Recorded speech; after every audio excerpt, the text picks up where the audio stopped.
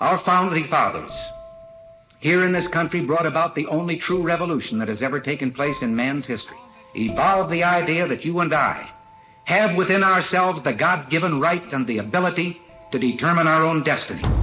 The United States of America, the greatest nation in history, ordained by our founders to be guided by divine providence.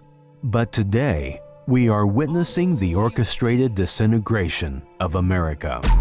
Take a few seconds and take a look around your town, your state, look at your country and your world, and boldly ask, what in the hell is going on? But freedom is never more than one generation away from extinction. We didn't pass it on to our children in the bloodstream.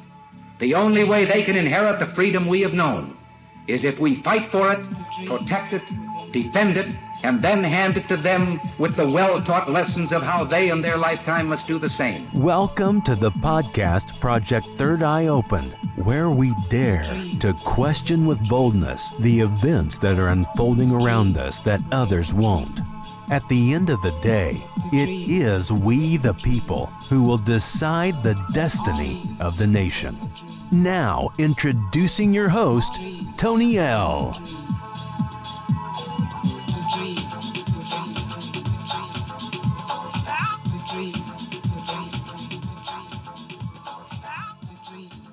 Greetings, America. How the hell is everyone doing during these very, very, very challenging, exciting times and days in which we currently live and exist? Yes, I always like to start off definitely giving praise to the Most High, because without Him, I would not be here. I would not be doing this.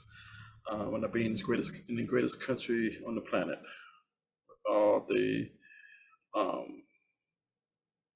God-given rights and liberties recognized and codified and found in documents, government documents. Thank you. And this is Tony L. And definitely you are experiencing another podcast, video, and audio presentation. I just want to get right into it.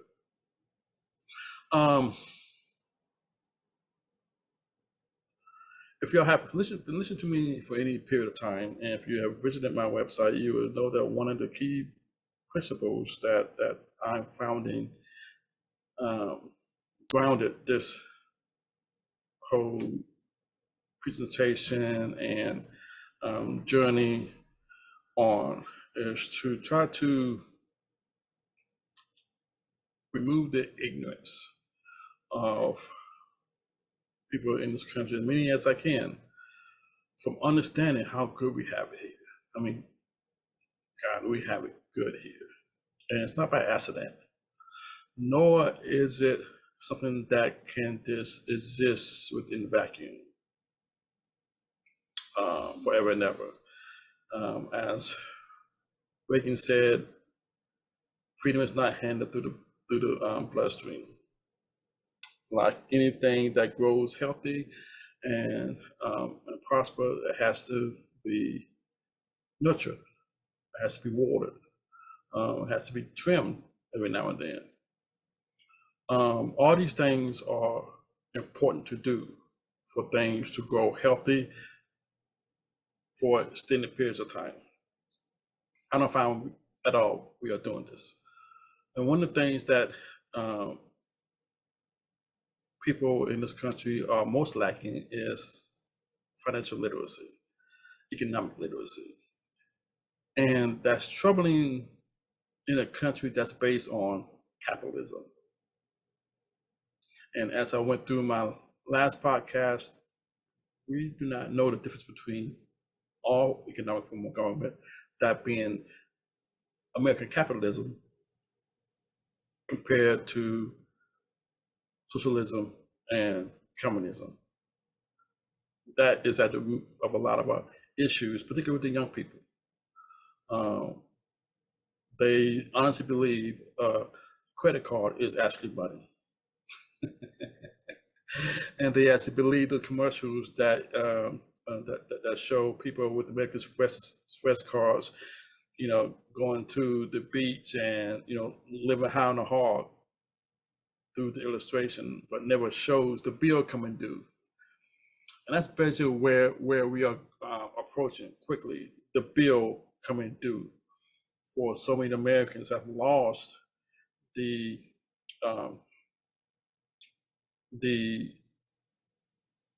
old way of our grandparents and grandparents, understanding that you don't get anything for free. Nothing's for free. Nothing's for free. And if you want to buy something for $1, you got to go earn the dollar first. We've lost that concept. The young people particularly lost that concept. They really believe that money comes off of trees, grows off of trees, and that the government, the entity that produces nothing of value for its wealth, that it can only redistribute it. Too many of our people, young and old, believe that government has an endless supply of money. And the more you beg for it, you get first dibs. And there's no negative consequence for that. That rooster is coming home to roost. And nothing illustrates this more than what's going on in the coming up to this year's presidential election. And as a side note, I think it's even more important now for many of you, if at all possible, to get your hands on gold and silver. Silver is a lot more inexpensive than gold. That's why it's commonly referred to as the poor man's gold. Get some metals, precious metals, in your pockets, in your safes, in your, not safe deposit box, but safes somewhere where you have access to it. Because chickens are coming home to roost. And our economy is not going to be like it has been in the past. A lot of things are coming to a head because of all the people's lack of financial education and financial literacy, that we have been unable, not unwilling, unable to demand fiscal responsibility from the political creatures that we create. And therefore, that has given them the American Express card to use in the name of the American people, without any care of repaying for our benefit. And this is not anything new. This started back in the Revolutionary War. Bills from that period has yet to be paid because the American people have gone lazy, our forefathers, and now our current citizens are unaware of the debt from that has yet to be paid. And that's led us to where we are now. But let's go on and on the program. So let me get to it.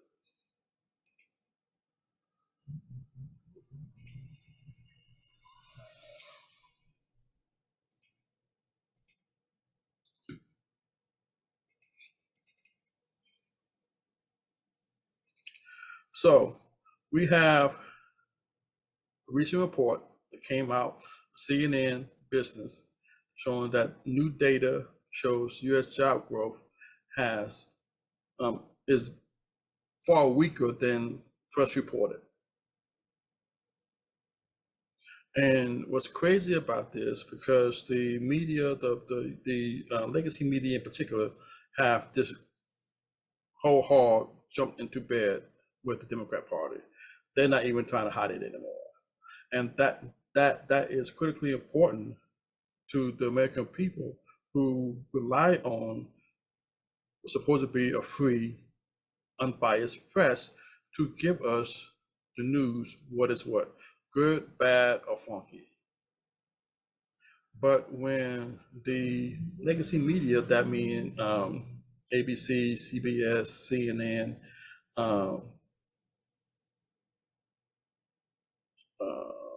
ABC, CBS, NBC, CNN,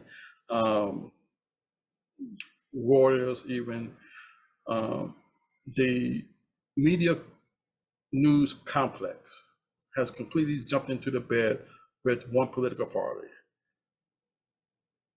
And they are not quick, if at all, eager to give us any bad news of this party's actions. So even though when the job report initially came out, I guess last month maybe, it was a lot of fanfare because it was showed to be very, very good news. But on the back pages come this, not coming out with much fanfare at all.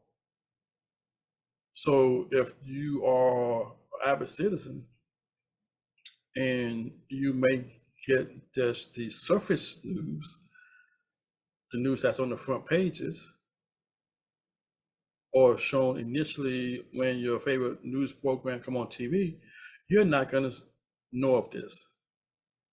What does this mean? Again, we're talking about economics. We're talking about supply and demand. We're talking about inflation. We're talking about goods and services. We are talking about the economic engine of this country. We're talking about the fact that when jobs are not being created, less money is circulating in the economy, bottom line. And that has a trickle-down effect that's not good. And I'm going to go into that during this presentation. Here we go. So this news shows that the U.S. job figures, the revised U.S. job figures, show some very disturbing news in regards to industries. Negative job growth. Mining and logging, we got negative 11,000. Again, this total revision came to over 818,000 fewer non-farm jobs created between April and March. April 2023 and March 2024. Now, Biden likes to tout how many jobs his administration has created, but when you look under the covers, you see that a lot of that job creation has been in government, not private industry, government industries. So when you look at non-farm, we're looking at mining, logging. We're looking at construction, builders, negative 45,000. Manufacturing, again, builders, producers, negative 115,000. We look at trade, transportation, utilities, negative 104,000. The big one, professional and business services. Why is that important? That's negative 358. Why is that important? Because business services that market to business owners, service business owners, what we call business to business transactions, relationships. If they're not growing, that means there's very little business to business activity occurring. Now, the thing about leisure and hospitality, that dropped 150,000. The ones that did grow, 87,000, you have private education and health services. And other services. Why is private education health services, though may be important to individuals who are involved in that industry, why is that really not that? No reason to really get excited about that, because they don't produce anything, literally. They do not produce anything. Health services are important, but they don't produce anything. Private education is important, but they don't produce anything. That's why social service workers, that means police officers, great people, do an important job. Teachers, particularly public schools, educators, and by general health services, they get paid less. Health services get paid more if they are like doctors and nurses, so they're a little bit different when you look at health services in general. But as far as producing, building, manufacturing, lodges, their tentacles go way out, because if you put a manufacturer plant in an area that has little economic growth, all of a sudden you see restaurants, you see lodging facilities, hotels, motels, Motel 6s. You see living housing start popping up, and then you see restaurants. All of that economic energy come off that industry, manufacturing or construction or mining and lodging. You see what I mean? That's the difference. That's why higher education growing and health services growing, that's the issue with our economy being more of a consumer-based economy as opposed to a manufacturing-based economy that we used to be, and that countries such as China and China in particular, and North Korea, those countries, even you may look at Germany to some of a lesser degree, but particularly when you look at China. China is now, we have so many European and Western countries, particularly over the past, has relocated all of their manufacturing, or a considerable amount of their manufacturing, in China. And China, for those who do not know, if you're going to set up shop in China, you got to give up the goods. You got to give up the secret sauce. That's the cost of being there. That's why China has exploded, technology-wise and IT-wise, because they got the secrets to a lot of our industry giants just for being there. But also they have it's exploded. They manufacturing base, even though it's not necessarily theirs, but the fact that all of that manufacturing is going on and occurring within their country, of course, now they're looking up under the skirt and seeing how European and American companies are doing their thing, and now they're re-engineering that technology, and now they're making it their own. So in many cases, those American companies are now being challenged by a Chinese company that wasn't in existence before, and they're being hit upside the head with their own technology that the Chinese took from them. But the point is, manufacturing grows the economy. Whether you're talking about city, state, or country, nationwide, it grows the economy because so many other industries can eat off them and grow. When you don't have that, it's the opposite. That's why this is an issue that needs to be addressed going forward. This is with zero heads. I got off of an X. Said this is the biggest negative revision in payroll since the global financial crisis. And you can see how much of a drop has occurred.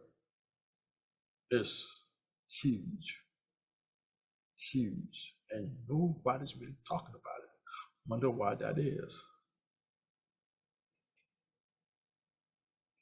When you look at Bidenomics, and this is actually from a website called Bidenomics, and if you haven't visited, I would highly recommend you doing so. If you ever want to really get the lowdown on how Bidenomics is really, really bad for our economy,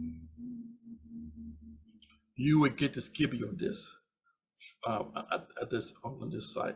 But I'm just going to look at two topics. One dealing with wages and working. Okay, when you hear Biden, and I'm talking about Kamala too, because she was a VP, so let's not act like she ain't part of this team. If it's going good, everybody be counting both of them, Biden and Kamala. So let's give Kamala her doing this as well. So when you want to talk about, again, what does it mean when the economic forecast or statistics dealing with employment growth is highly exaggerated to the positive when it's actually really, really negative? This will give you some insight on how this affects you. So when you look at wages, this is what it looks like when you're looking at average weekly earnings of all employees since 1982 to 1984. Total private and seasonality adjusted. But this is actually going to January 24. So you look at it, it started real high earnings. This is in January 2021. So this is at the beginning of Biden's term, or the first year thereof, full year, 2021, January 2021. Look at how much it's dropped. And mind you, this is after COVID, largely. After COVID.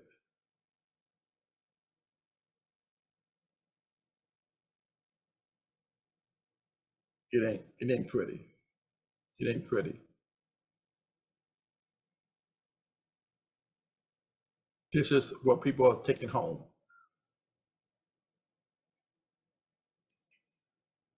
When you look at employee confidence, again, this is from 2016 to present. Employee confidence falls to its lowest level since 2016. This is from Glassdoor. Again, this is right on Bidenomics, Bidenomics.com.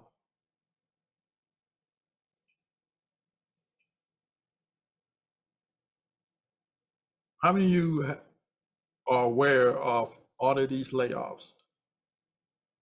From the minor companies to the big companies. Talking about Charles Schwab had dropped off 5 to 6% of its workforce. Cisco, 5% of its workforce. Citigroup, 10% of its workforce. eBay, 9%. Estee Lauder, 5%. Hasbro, 20%. LA Times Newsroom, 20%. Levi's, 15%. Nike, 2%. Paramount of the workforce, 3%. PayPal, 9%. Let's see, who was the biggest? Twitch, 35%. UPS, 2.5%. You got Wayfair Foods, 13% of the workforce. Xerox, 15% of its workforce. Roomba, 31% was workforce. Ravinia, 10% was workforce. Pixar, 20% was workforce.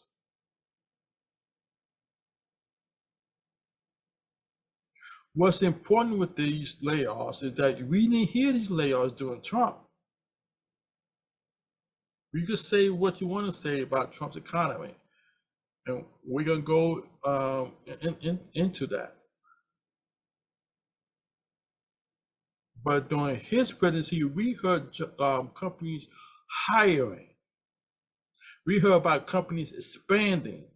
We heard about companies giving bonuses.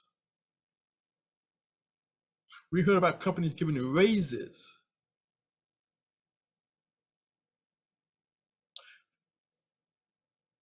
The lack of fundamental economic understanding and fundamental understanding of capitalism leads people to vote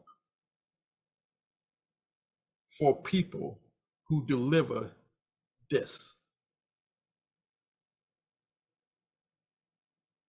Believing that top-down economic systems where the government is deciding winners and losers, where the government is eating up most of the capital circulating in the nation's economy, where it's believed that government can solve all economic problems. This is what happens. Why? Because government does not create wealth. Doesn't. Does not. And I'm going to show you, when government gets out the way, gives the people, the taxpayers, their own money to do with, that means individual private citizens and private corporations, private industries, when they have their own money to do it as they choose, oh, we as a nation is unstoppable.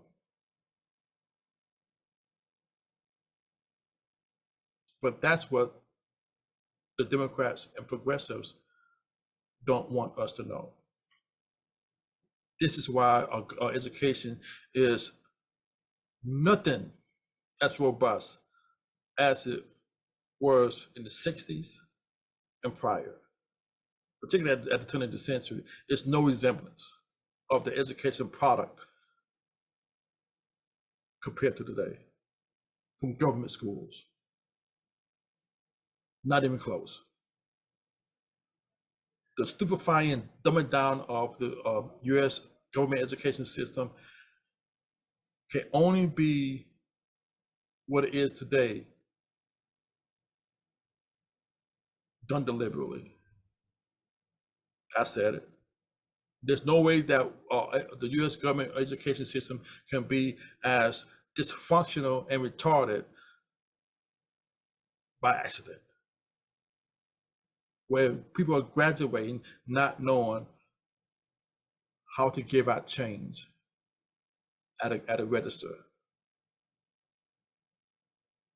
where you got to put pictures on a register. There's no way that could be done by accident. Not after 12 years of so-called education, 12 plus, because if you include pre-K, it's more than 12 years. And then you include some college, it's much more than 12 years of dumbing down the educational system. So let's understand that. And that's a problem. That's the problem. Okay? So this is another article from Bionomics. How his laws and how laws make inflation worse. And this is from July 25th this year. First, let's look at what is inflation. Inflation, as it says, is not an unexplainable phenomenon, nor is it nor a thing of chance. Again, economists are clear on the main cause of inflation. Government printing too much money compared to the economy. And I've mentioned many times that inflation is basically like any commodity. Any commodity.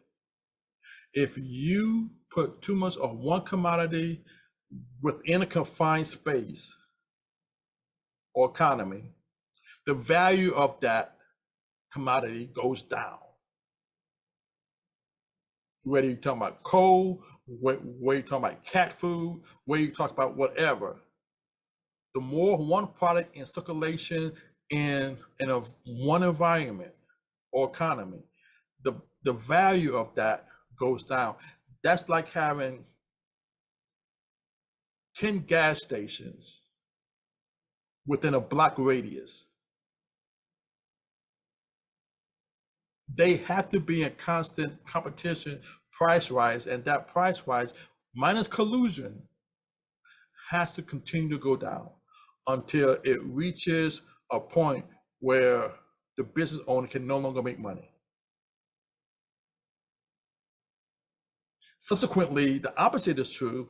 If they raise the price because of, say, a natural disaster or something, or oil itself is real cheap, they keep raising the price to the point where consumers can't afford it. So when they raise the price, that means the price of that commodity has gone up. I'll correct that if I said that wrong. If the price of that commodity has gone up. So when you look at the U.S. dollar, government print has printed more dollars in existence than been printed prior through our whole existence since COVID. So we got all this money suddenly pumped into the economy. It got to go somewhere. And the value of that currency, commodity, that being the US dollar, therefore, it's not worth as much as it used to be before COVID and before the printing presses of the Federal Reserve went on overdrive.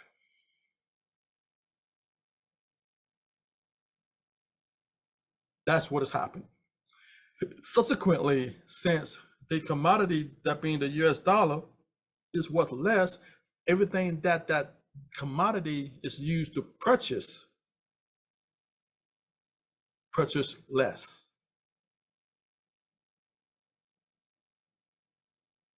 So therefore, when you look at the price of food going up, food is still the food that it was 10 years ago. That the piece of wood on that a table is made out of is still made out of wood that was made out of our grandparents' time. What has changed? Just keep it simple. What has changed?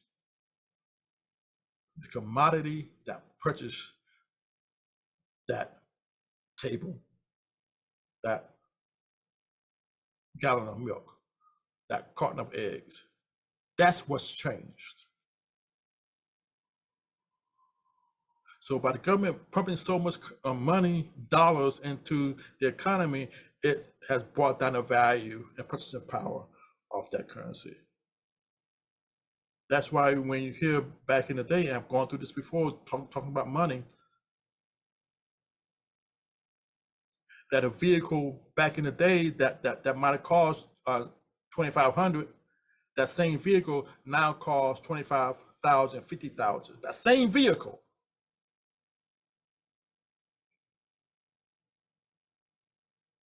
Why? Vehicle still made out of the same material that was when it first came off the assembly line back in the 1930s, 40s, 60s, or whatever.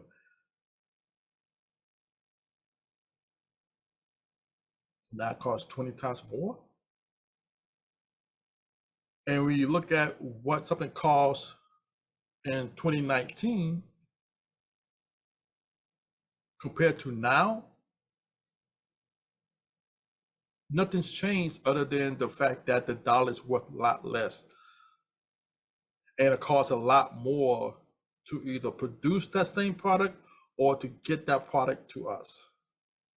That is why Biden's attack on gas and gasoline, oil, and natural gas was used to transport products, and the bill products, petroleum products, petroleum used to produce products. The ingredients of the products is made out of oil.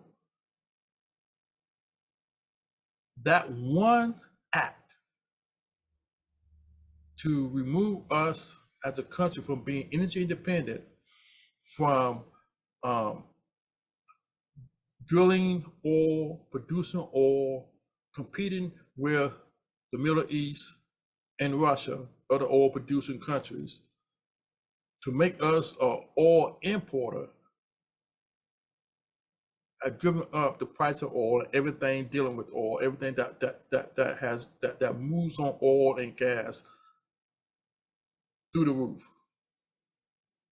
That's why our products cost more, on top of the fact that the dollar goes less distance in your pockets than it did in 2019.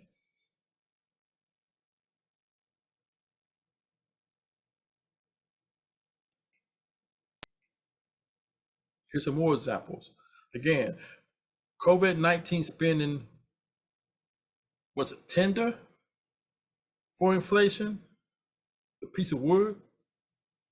Biden lathered it in gasoline and set it ablaze with his policies.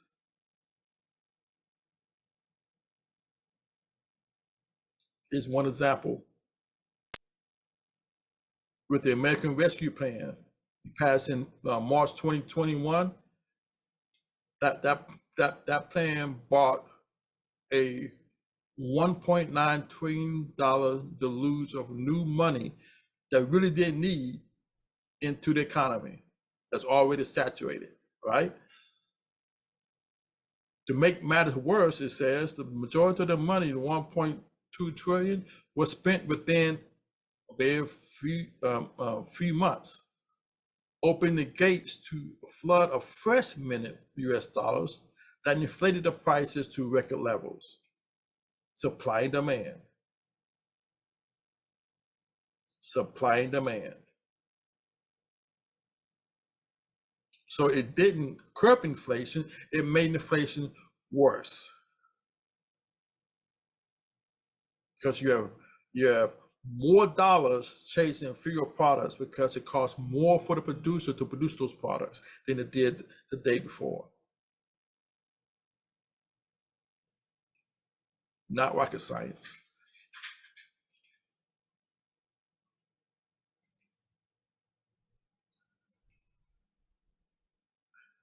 Here's some famous economists, what they said about inflation. Inflation, this is by Thomas Sowell. Y'all know, y'all listen to me. I got a huge man crush on Thomas Sowell. Famous, extraordinarily brilliant economist. He says, inflation is a way to take people's wealth from them without having to openly raise taxes. Inflation is the most universal tax of all. There's John Maynard Keynes says, by a continual process of inflation, government can confiscate secretly and unobserved an important part of the wealth of their citizens. Now let's get more recent. Ron Paul, former Senator Ron Paul from Kentucky, says the most sinister of all taxes is the inflation tax, and it is the most regressive. It hits the poor and the middle class when you destroy a currency by creating more money out of thin air to pay bills. The value of the dollar goes down and people get hit with a higher cost of living. It's the middle class that is being wiped out. It is the most evil of all taxes.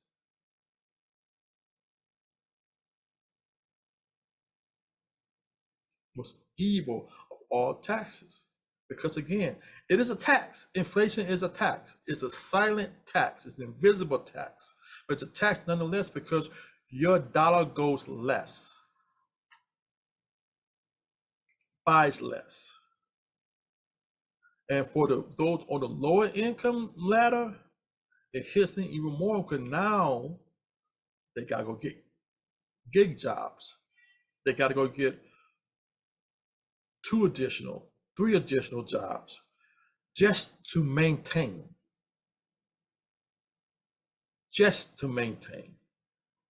And what this does, this drives them to look at, I need government to do more, not knowing that government is the reason for the situation in the first place. A government that believes in top-down or centralized government.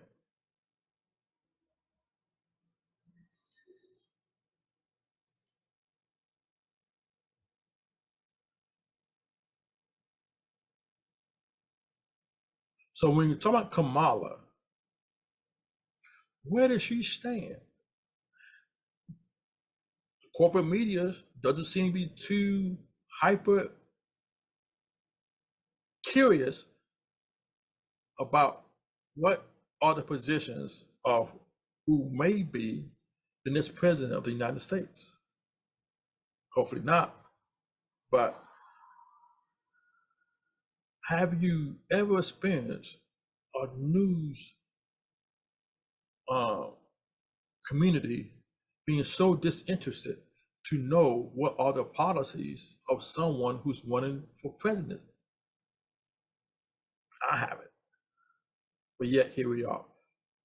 So the fact that Kamala isn't that open about what her real plans are, and really it's been a while since any Democrat has been truly openly honest with what his or her policies might be going into the administration. Obama certainly wasn't. Biden certainly wasn't. And now Kamala is kind of like following in their footsteps, and the media is going on with them.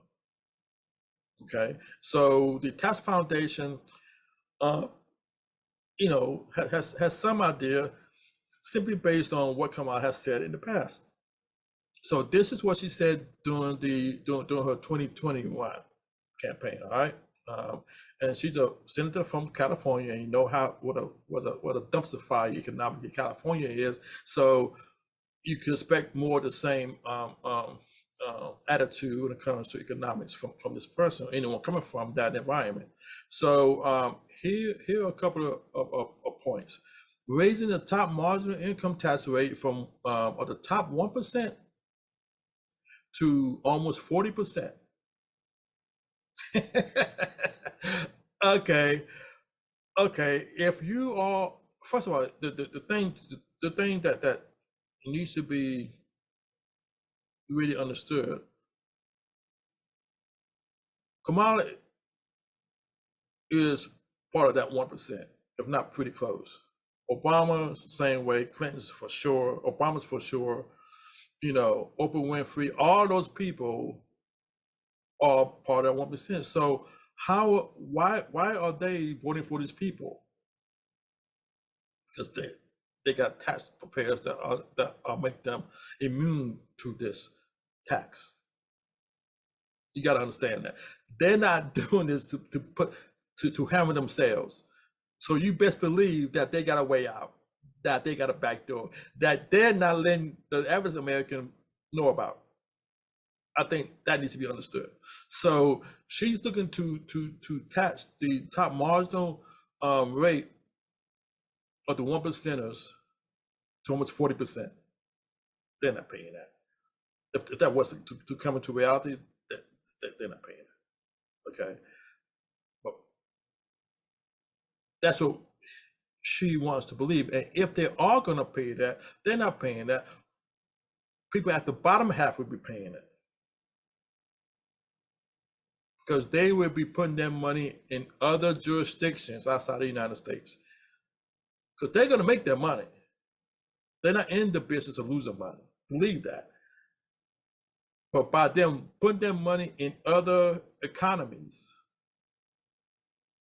around the world outside of the United States, or to a lesser degree in the United States, again, will bring less money circulating within our cities, our states, and our country for growth and for employment, from everybody from lower end to the middle end. So therefore, those at the lower end cannot go to the middle end, and those in the middle cannot go to the upper, or it'll be a lot harder. Okay, she wants $6,000 for couples filing jointly, something called the LIFT Act for low and middle income taxpayers. She wants to raise the capital gains. Again, going after people who are producers, and many middle class people who also are involved in the stock market. It's not just upper class involved in the stock market. Many on the lower end, the middle and lower end, are also involved in the stock market. Day traders, in particular, or just trading in general. They're looking to go up to the next level. This will put a serious dent in that, as well as raising the corporate income tax. That will put a serious damper on income creation or wealth creation by corporations in this country, and put us behind other countries who have a lower corporate income tax rate.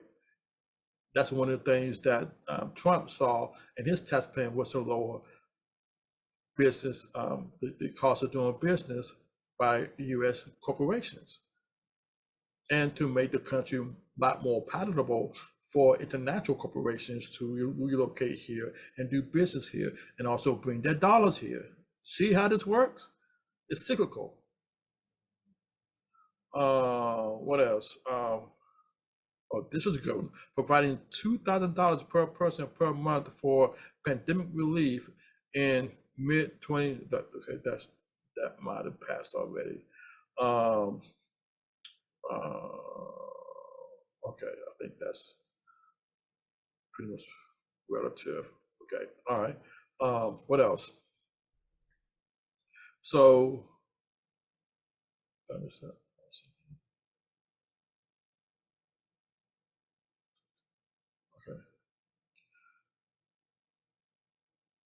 When it comes to taxes,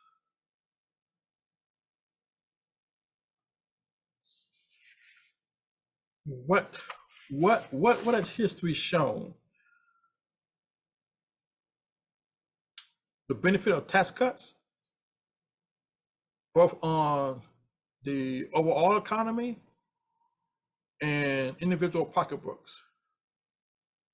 The Tax Foundation asked that question, and they sent out a report on May 21st, 2021. I'm gonna go over a couple of highlights, and I'm only gonna look at three points. One dealing with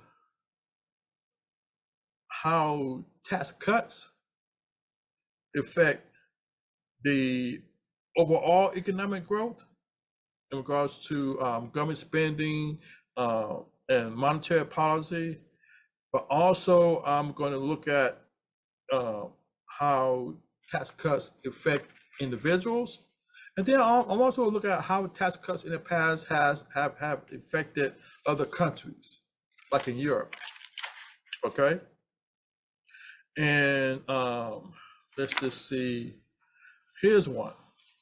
This is by, again, you could go to the Tax Foundation, reviewing recent evidence of the effects of taxes and on economic growth, and look at the whole layout there. But here's one from Mertens, Ole in 2018, and uses time series data from 1946 to 2012 to estimate the impact of marginal tax rates on individual incomes. This is on individual incomes, because it's believed by the progressives and the liberal news media that tax cuts are bad, and that they use interesting language. Again,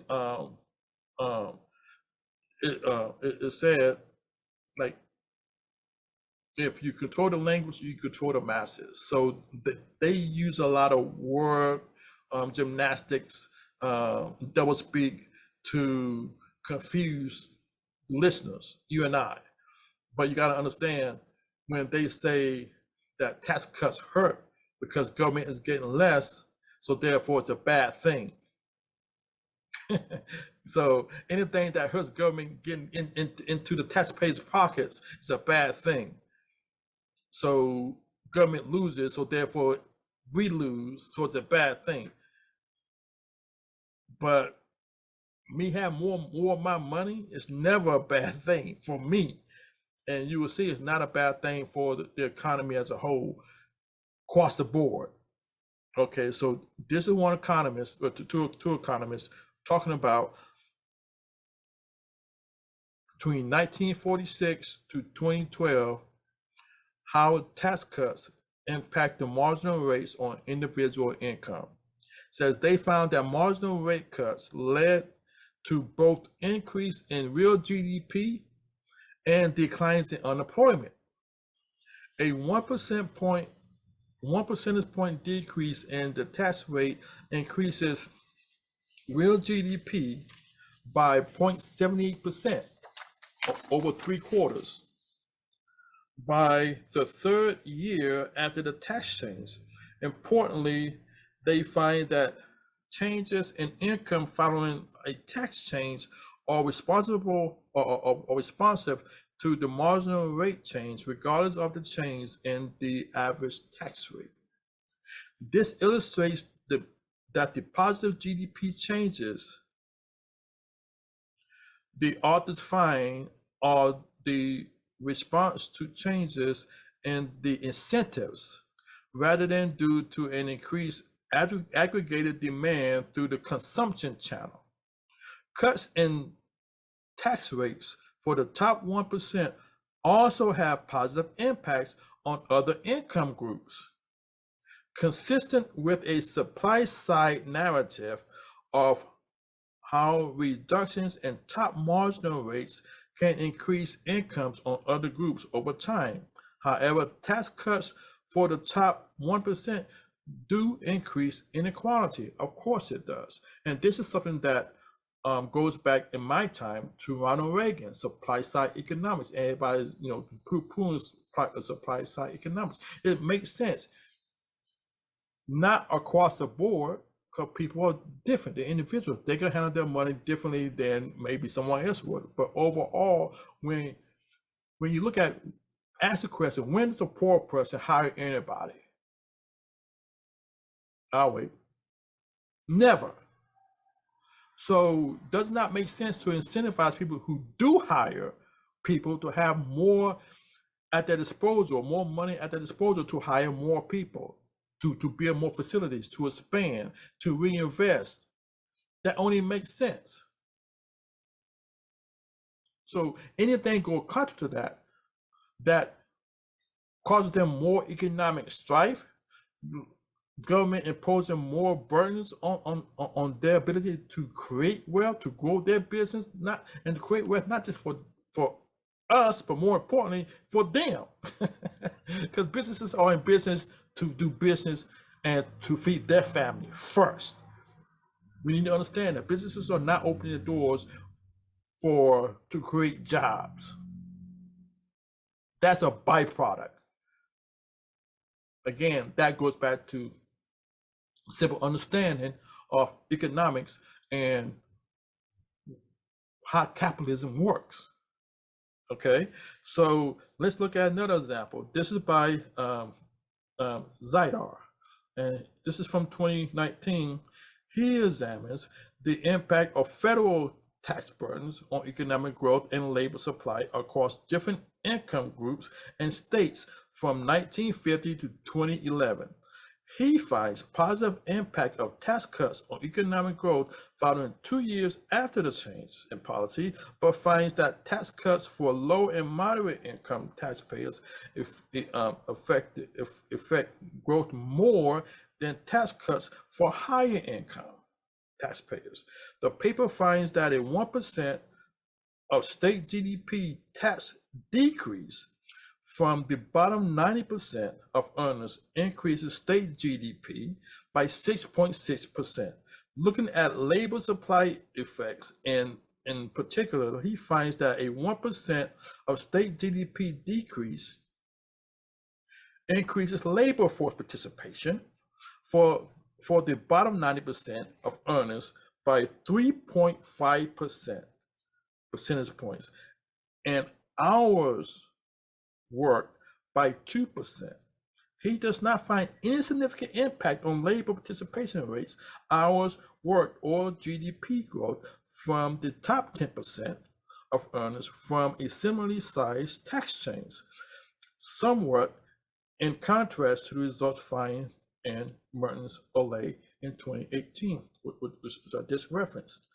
This result may lead some to assume that Zeta is identifying Keynesianism effects of tax changes or aggregated demand effects. However, the paper finds strong effects of tax cuts on real wages as well.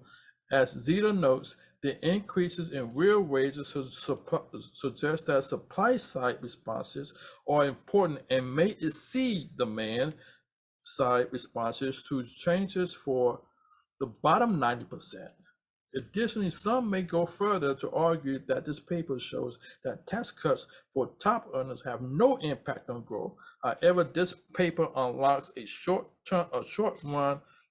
looks at short run impacts of tax changes on GDP and does not consider a broader implication of tax policies on long run growth, human capital, or innovation. Nonetheless, the paper provides compelling evidence that tax cuts impacting growth through the supply side consistent with neoclassical economic theory.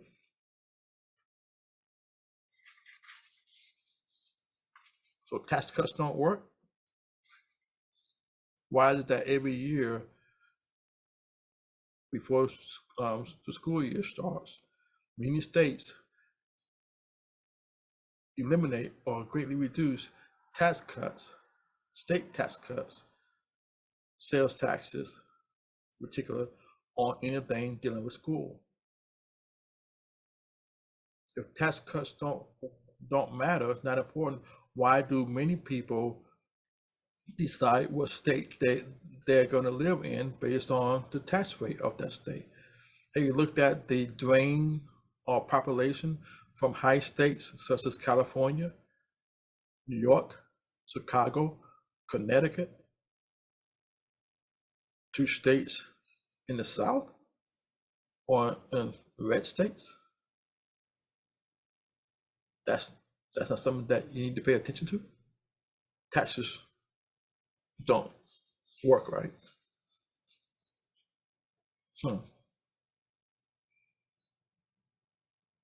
But if you want to really see how tax cuts work, let's go back to the so-called Roaring Twenties. Why are the Roaring Twenties so significant? Because what they implemented was never before done on that scale, called the Mellon income tax cuts of 1920s. And I'm going to give you just a little bit. And this is from the Cato Institute. It says Secretary Mellon knew that higher rates cause the tax base to contract, and that lower rates would boost economic growth. We were coming out of another depression, a huge depression. Okay. Since 1924, Mellon noted the history of taxation shows that taxes which are inherently excessive are not paid. High rates inevitably put pressure upon the taxpayer to withdraw his capital from productive business.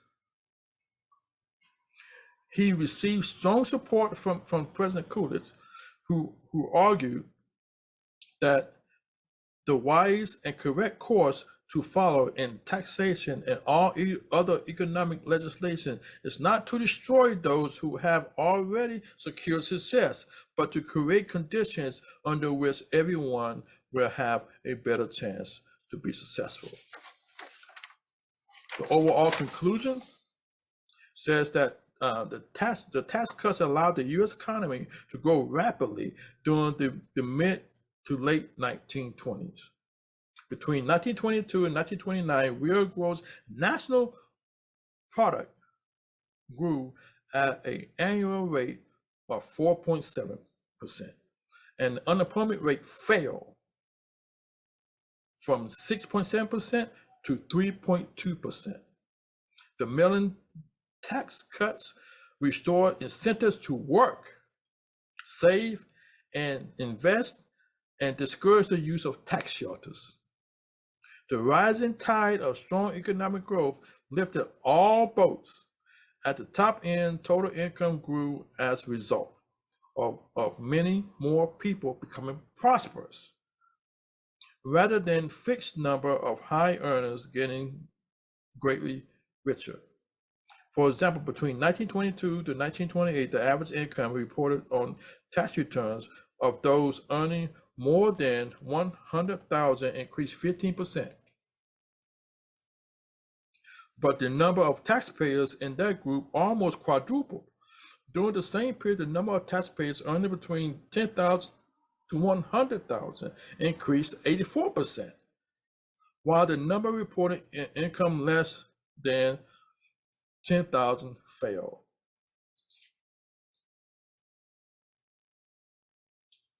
Income tax cuts don't work, huh? It's bad for the economy, huh?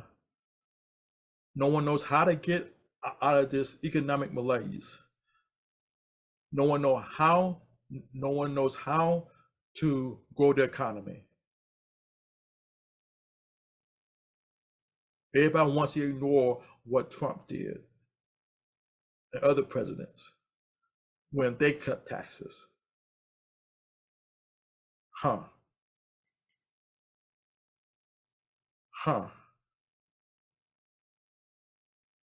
Something in the milk ain't clean, y'all.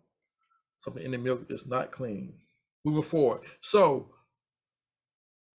let's look at other tax cuts that has actually happened in the past. You saw the tax cuts of the 1920s. Okay, let's move forward. Was that a one-off? Not no, but hell no. Okay, there's a quick summation. Income taxes. Income tax cuts reduce the amount individuals and families pay on wages. When people can take home more of their paychecks, consumer spending increases. That should be like a duh moment, like duh. You know, who doesn't understand that? Who doesn't realize that? Somebody who does not know economic fundamentals. The personal consumption is 1/4 components of gross domestic product. Since the turn of the century, it's typically made up between 2/3 to 7% of overall U.S. GDP. Okay. Capital gain tax cuts. You hear this banning about, but nobody really explains. At least I haven't really heard it explained when it's brought out by the liberal media. Capital gain tax cuts. Cuts reduce taxes on sales of assets. That gives more money for investors. And investors are not just corporations, they're individuals as well. By putting more money into investors' pockets, they are more likely to buy more stock in companies, helping the companies grow and also drive up prices of real estate or gold and other assets. Now you say you may not want that, depends on what side of the table you're on.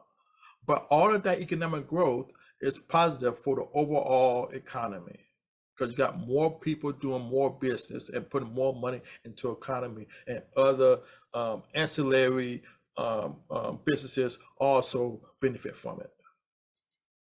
Inheritance tax. You hear a lot of talk about the Democrats wanting to get rid of or increase inheritance tax, put more burden on people who are inheriting assets, wealth, property. Many cases, property that's been in the family for generations. Inheritance tax or estate tax cuts reduce the amount paid by heirs on their parents' assets. Again, leaving more money into my pockets, into your pockets, not the government's pockets. Business tax. Again, this deals with small business tax, corporate tax, and payroll tax. All of this is, again, when it's cut, allows businesses and entrepreneurs to do more with their money, grow their business, reinvest in their business, and send less money to government. It's a win-win for you and I when businesses have more money to work with, not less. So let's look at what happened when previous presidents cut taxes. Kennedy tax cuts. Overall, the federal revenue increased. Why? Because you got more economic activity coming from the ground up. Increased from 94 billion in 61 to 153 billion in 1968.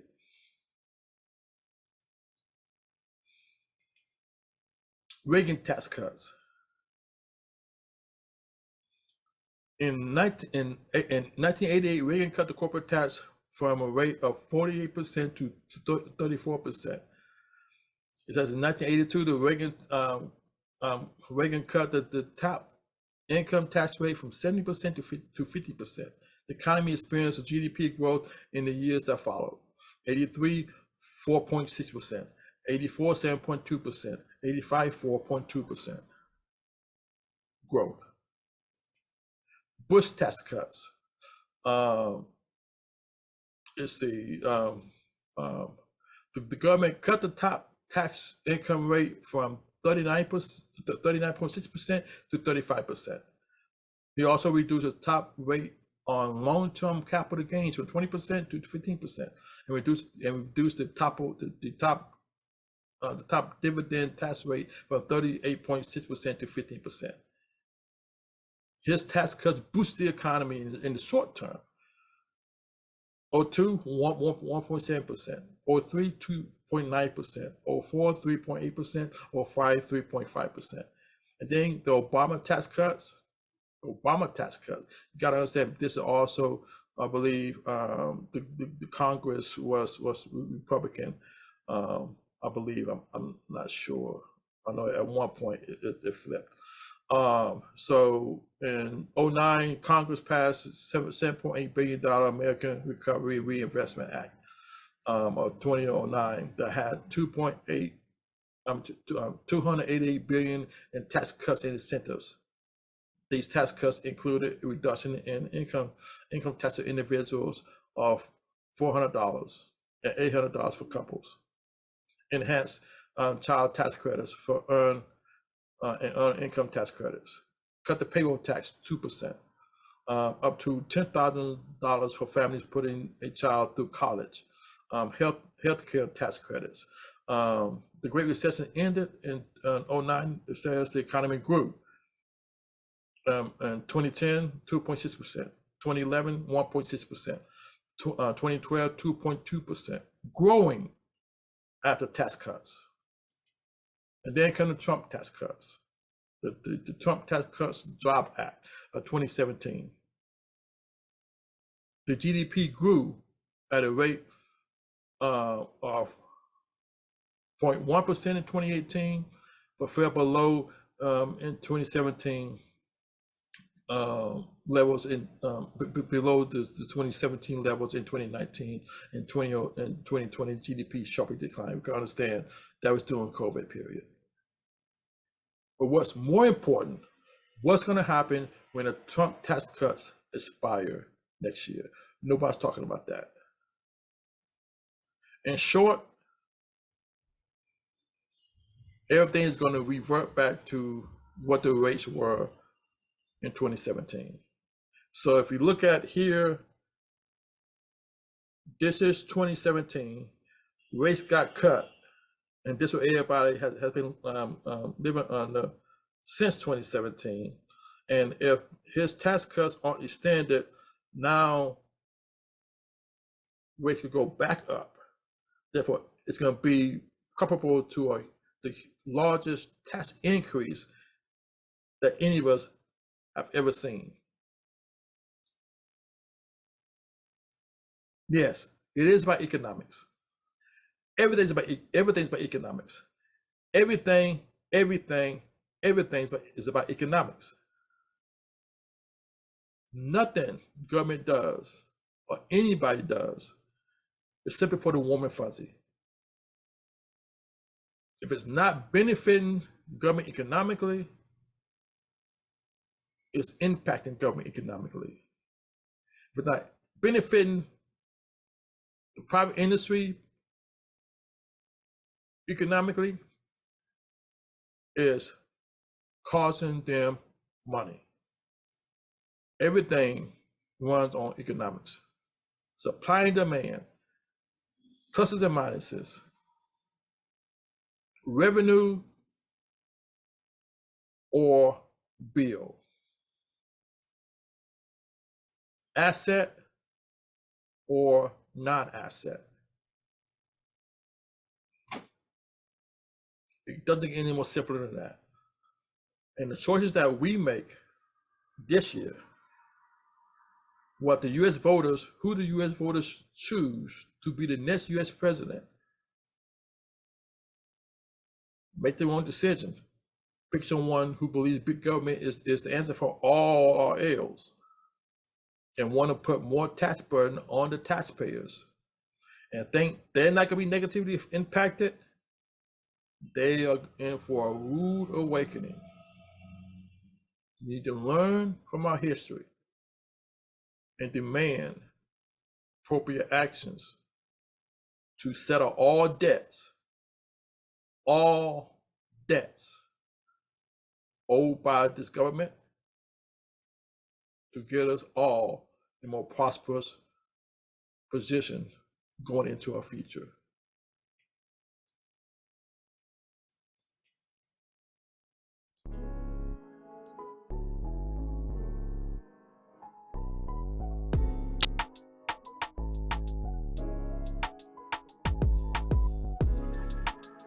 Thanks for listening to today's show. And don't forget to like and subscribe to this podcast. And look for Project Third Eye Open on your favorite social media platforms. Check out our webpage at projectthirdeyeopen.com. And that's third eye with the letter I. projectthirdeyeopen.com. Or drop us a note at tonyel@projectthirdeyeopen.com. That's tonyel@projectthirdeyeopen.com. As you wait for our next podcast to drop, don't take anything we've said as fact. Instead, do your own homework, make up your own mind, then take action. Until next time, be blessed, be good, and be free.